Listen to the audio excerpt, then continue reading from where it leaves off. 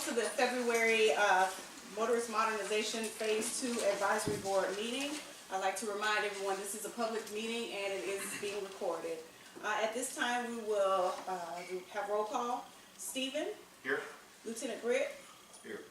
Diane? Here. Jay? Here. Steve? Here. Lisa? Here. Sherry? I'm here. Thank you. Sergeant Dubrow?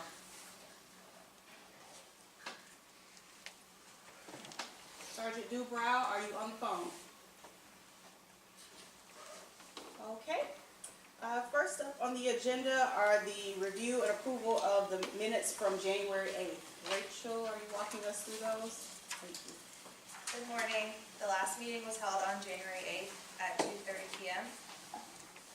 The review of the meeting minutes from December 11th were reviewed and approved. Ms. Calvo presented an IB&B update for Phase 2. Kathy Thomas gave a state court outreach update that continued on to page 2.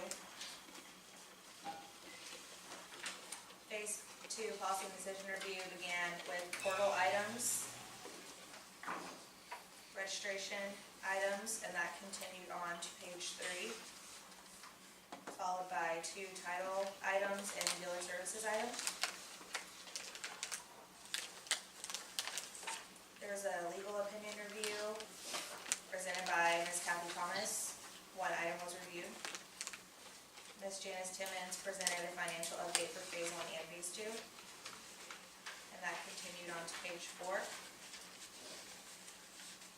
Nathan Johnson presented a Phase 2 project update. There was a brief communications update regarding conference call with ELT vendors and the process of scheduling the industry focus group. There was a Q&A section that started on page 4 with a few questions regarding fast jobs for enterprise. And that continued on, or that started and ended on page 4. The meeting was adjourned at 3:15 p.m. and at the bottom you can see the items that were handed out in a meeting packet prior to the meeting on page 5. Are there any corrections, comments, or questions regarding the meeting minutes? On the additional visitors present is Ian Yorty, Y-O-R-T-Y, from Grand Street. Okay, we will correct Mr. Yorty's name on page 1. Got that one right? Okay. Thank you. Any other corrections? Okay, hearing none at this time, I'd like to call for a motion to approve with the 1 identified correction on page 1. Is there a motion? So moved. Thank you. Is there a second? Second. Thank you. All in favor? Aye. Those on the phone? Concur. Okay. Yes. Concur. Thank you. Any opposed? Same sign. Okay, we will mark these as approved with the 1 identified correction. Next on the agenda is an update from Ernst & Young. Aileen? Good afternoon, everyone. So we are going to walk through the December report. This was as of January 14th. We have not identified any other new deficiencies, so the current state is green. Schedule performance index is 0.89, so it's right there on that threshold of SPI being out of the performance parameters. But we'll talk a little bit about that when we get to that slide. It is estimated to be 688.4 days late, but again, we'll talk a little bit about that as we talk about those unit-based tasks. So I wanted to stop real quick on this one. You still see we've got a lot of gray, and in the beginning of our project that's this long, that's very typical. We are starting to look at bringing into scope some of those gray facets within the next few months. So right now we're going through the current deliverable listing, identifying when those deliverables are coming out from the project, and then we'll put together a plan with the program team as to when we'll look at those so we can give them a little bit of some runway to prepare for those reviews. So a little bit about the performance indicators, I talked about the SPI a little bit. So we had a meeting with the program team to talk about Uniface. Those are really the tasks that are driving the SPI to be low. And really we talked about what was the previous estimation method for how they got to those tasks currently, and then what was the plan going forward. So we got a little bit more of an understanding of what the effort is. And so I think as the program team has now seen, when you have estimations, it's an estimate, right? And so now that they understand really what the level of effort is in those Uniface tasks, we made a process improvement suggestion to go back in and update the schedule, and that way it should be an accurate reflection of what that level of effort is, and it would likely not have your SPI being affected that way. Any questions on that one? All right. I think we can go to schedule quality.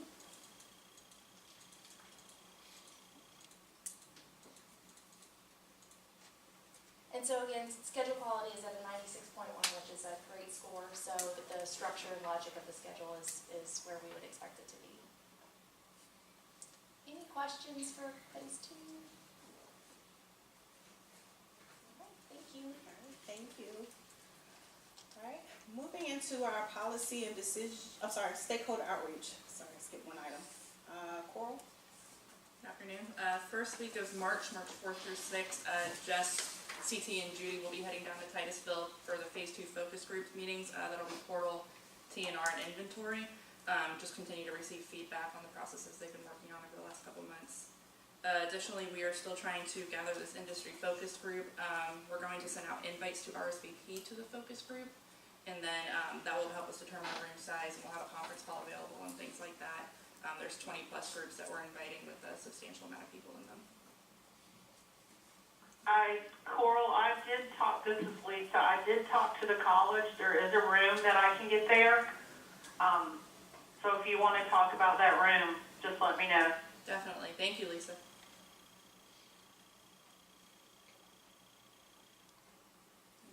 Any other questions? Yes. I'm sorry, I just have a question. Is the intent to have all of the different industries at one event, or are you going to have separate No, it'll be events? one. Because everybody's going to be positive. Okay.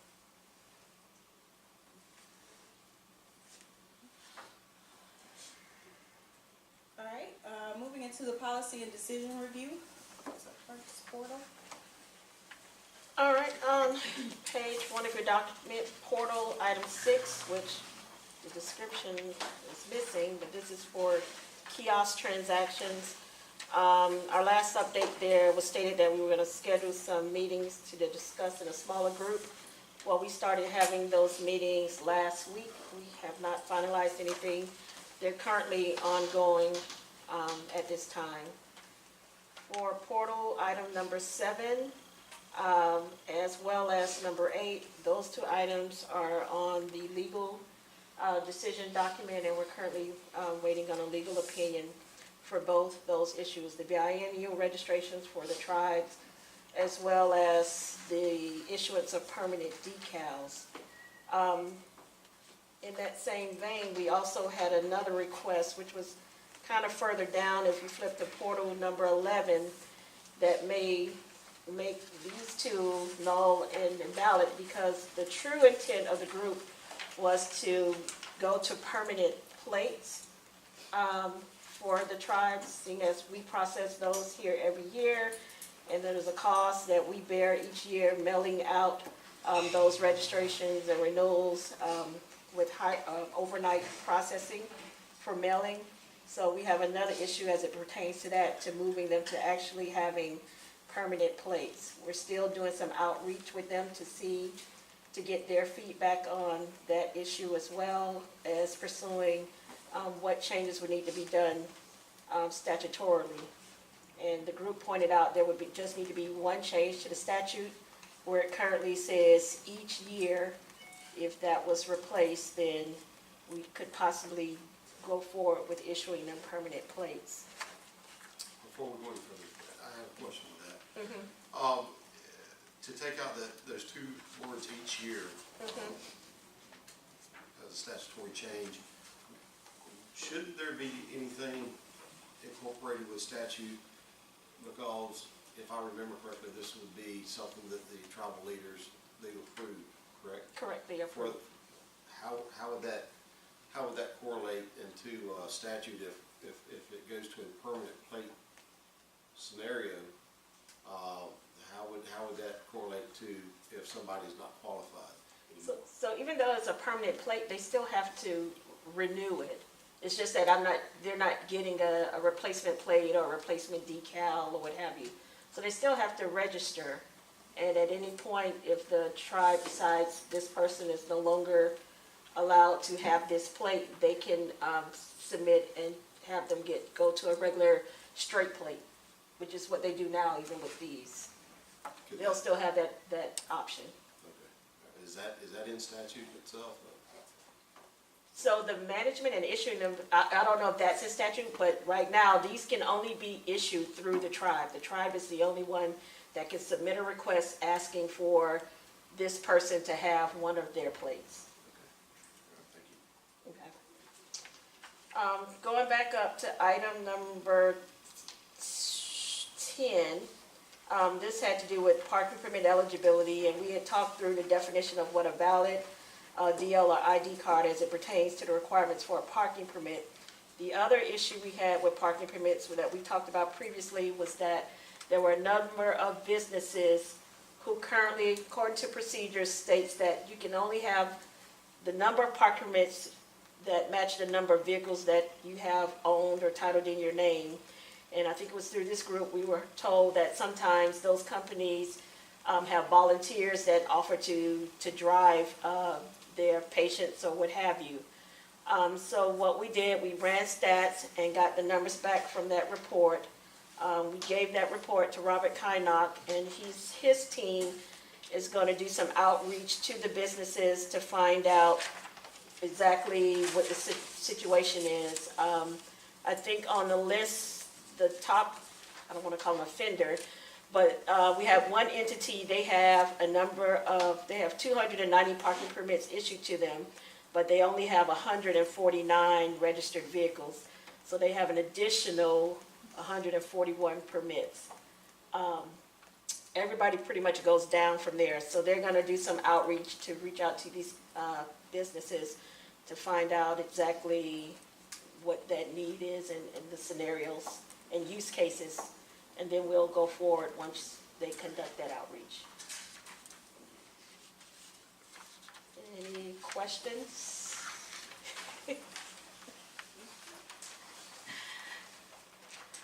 CT?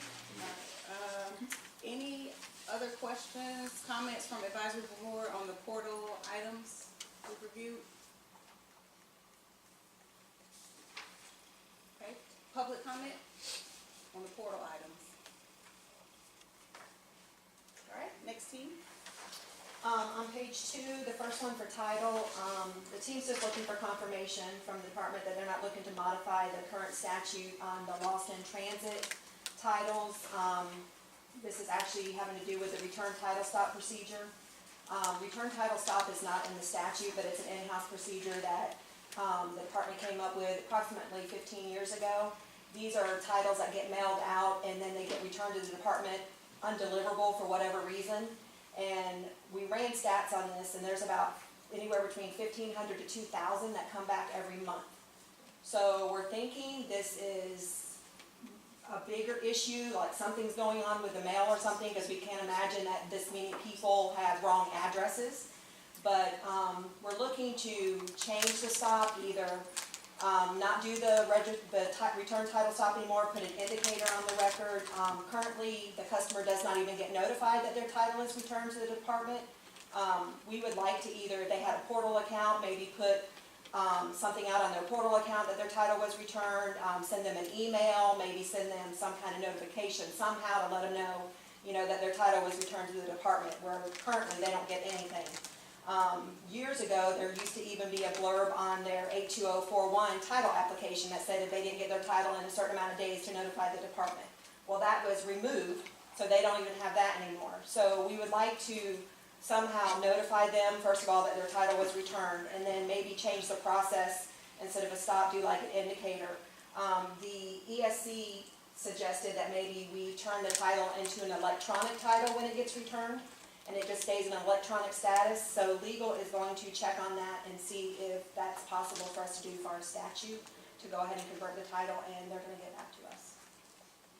So, Would they, this is Lisa, Kathy, would they still be able to do their lost in transit at no fee, yes, but. given the situation you just outlined?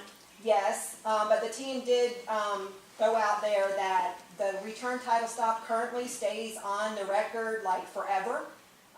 Yeah. There's no one that ever takes it off, so they can come in 3 years from now and get that return title. And they were comparing it to the lost in transit statute, which says 180 days. So, Well, that's all I'm interested in. Could we have the program calculate the days, and after the 180 days, they just have to pay for it? right, and we had thought about putting the indicator on the record instead of the stop, and then at midnight after that 180th day, have that indicator come off. So anytime after that, you know, they would have to pay just like anybody else. But we wanted to see what legal said about the electronic status first before we went any further with that. All right. Okay. So you're gonna report back to whatever legal says to us? Yes, ma'am. All right. The notification aspect, you said it came out, how long ago was that? Years. I have a printout from 2003 where the tax collectors were asking why it came off, and they said there was a review committee that decided to take it off, and it resulted in tremendous cost savings to the department.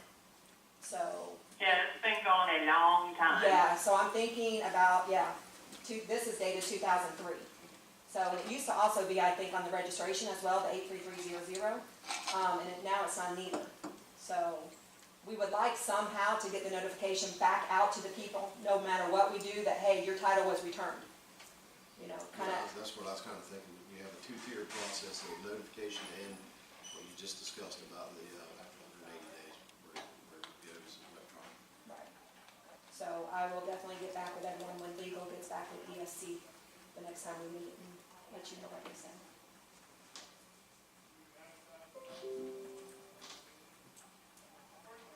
The next one is requests on if we can systematically autofill the motor vehicle title and registration forms and print them for the customer. A lot of the tax collector's offices do this now. They type up the form and print it for the customer. FHP had a concern in our meetings that if we filled out the forms for the customer and just had them sign their part and updated the mileage, that it's hard for them to prosecute for uttering an instrument when we fill the form out for the customer and they don't fill it out themselves. So legal was gonna get, this was another one, legal, Christie was gonna get with FHP and get their concerns, and if they had any other concerns about us doing this, and get back with us at ESC on this one as well. Any thoughts on this one, Lieutenant Gray? Yeah, I mean, I agree that any time that is a document is pushed off to someone else to pre-populate, that's easier for me to step back, or a person to step back and say, well, I didn't do it. So it takes a lot more for What, meeting. I guess when do they want to pre-populate these? What for? We want to make it quicker for, you know, for the customer, like if you're doing a replacement, we want to go ahead and pull that form up, fill out all the vehicle information, their name and address, and if there's mileage, print it for them, let them fill out their mileage and let them sign it, just quicker customer service. You know, Okay. whatever transaction you're doing, if it requires an application, like a duplicate application, go ahead and print that form for them and have them sign it since they need it anyway. Would this conflict with an odometer verification form? Well, they would still fill out their mileage themselves. Okay. They would still enter that. We still make them put the wet signature on that Yeah. and write it in. We don't. Yeah, that's still their We would declaration. type that in for them. Yeah, but we would fill, you know, and it's got the perjury clause on there, most of our forms. I think all of them do actually. So they would still fill out the information that they're required to attest to, but it would just be quicker, you know, if we could print the form for them versus giving it to them and say, fill this out, where it could take them 2 or 3 minutes and we could print it in, 30 seconds. Right. Well, do y'all wanna hear what goes on in the real world? Please. Absolutely. Sure. We're filling it out for them.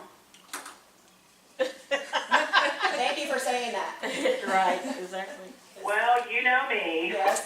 Well, Under We just don't have assistance, time there's just, we couldn't get these people out of our office if we just gave them those forms and said, go fill this out. is there anywhere on the form, let me ask you this, Lisa, is there anywhere on the form that you could say the form was prepared by?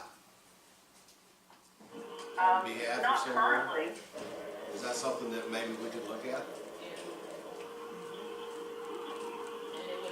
I would be fine with that, because I really don't want you to take away me filling out the form at the front counter. Correct, but but that way, down the line, when it came back, if there was an issue at hand, you'd know where to begin as far as Right. trying to follow up with anything. Yeah, I wouldn't have a problem with that. okay. So I made note of that. Anybody else have any other comments?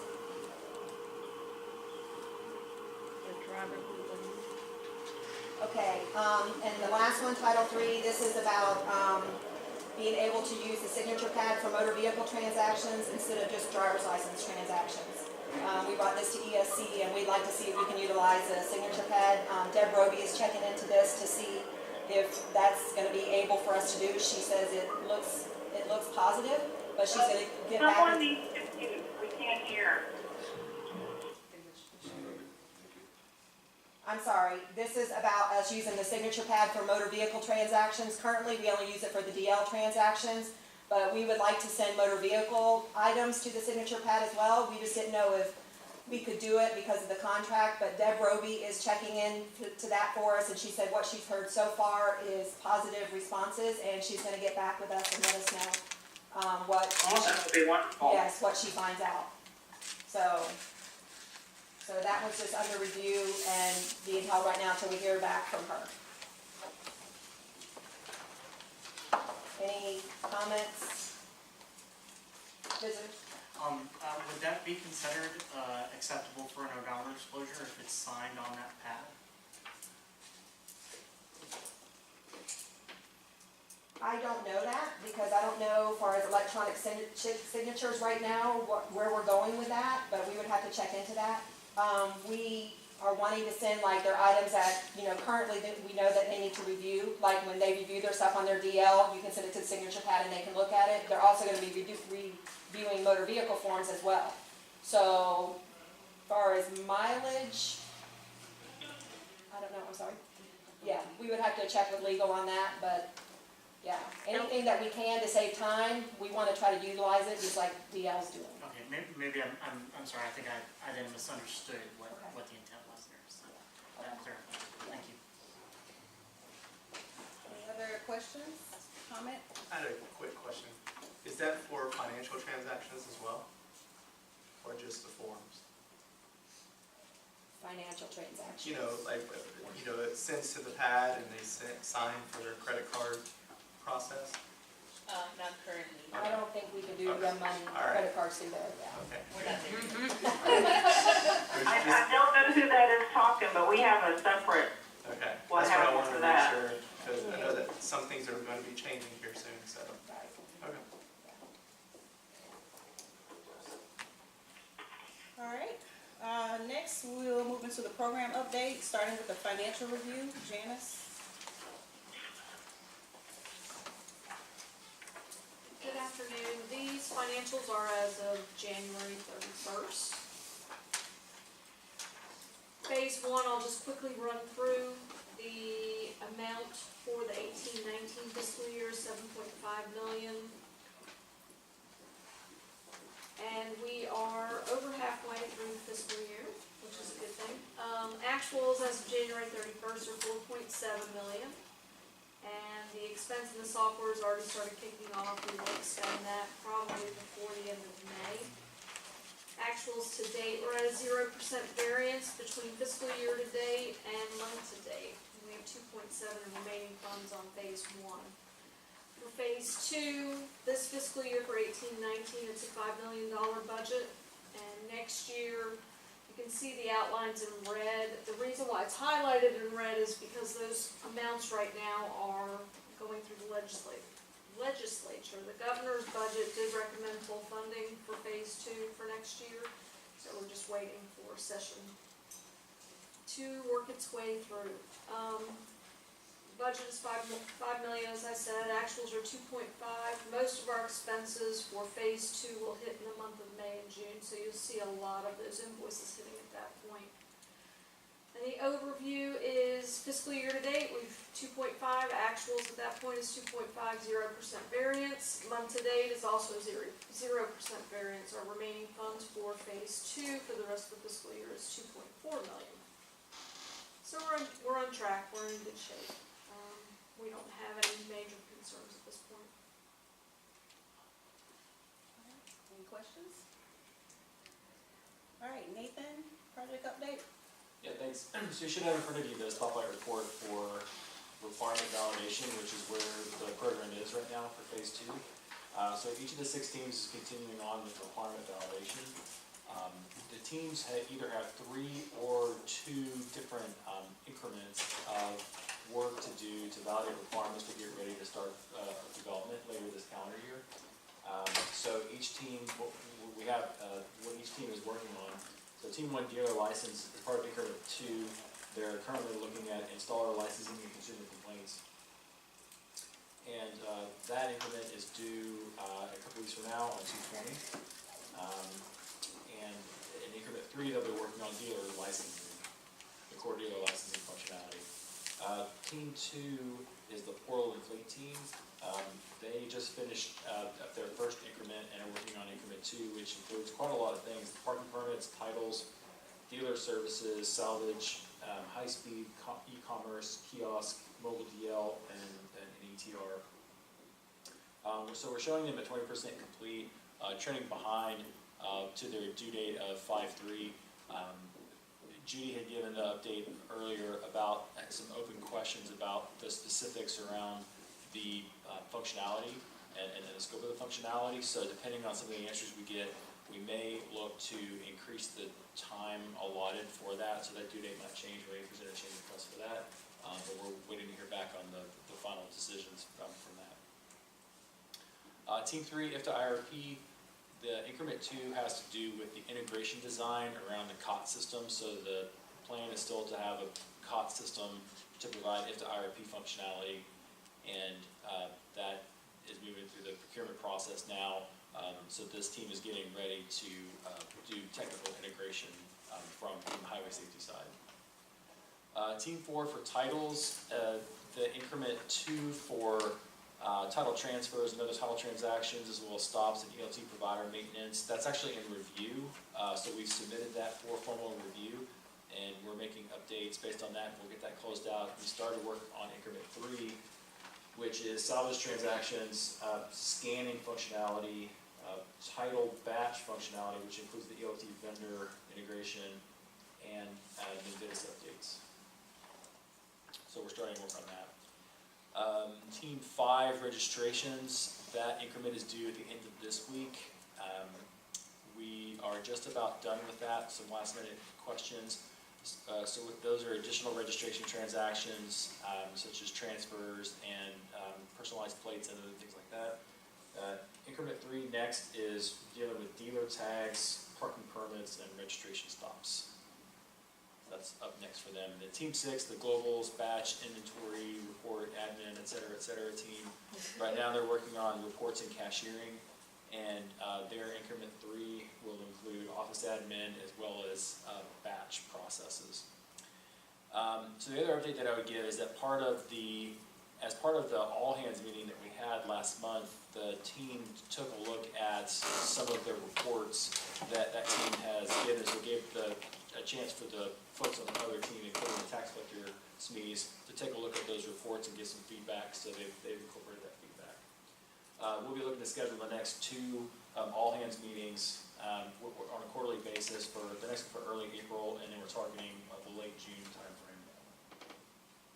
And then the last update that I would give is that we started the development estimations last week, so we'll move into providing estimates for all of these requirements so that we can look to do release planning, and make sure that we've got the right team deployed at the right time to develop this functionality. Any questions for project updates? Okay, thanks. All right, thanks, Nathan. All right, we do not have a communications update today, so that is our last item on the agenda. Any other orders of business from any of the advisory board members? All right, any other public comment? All right, thank you very much. We will adjourn this meeting.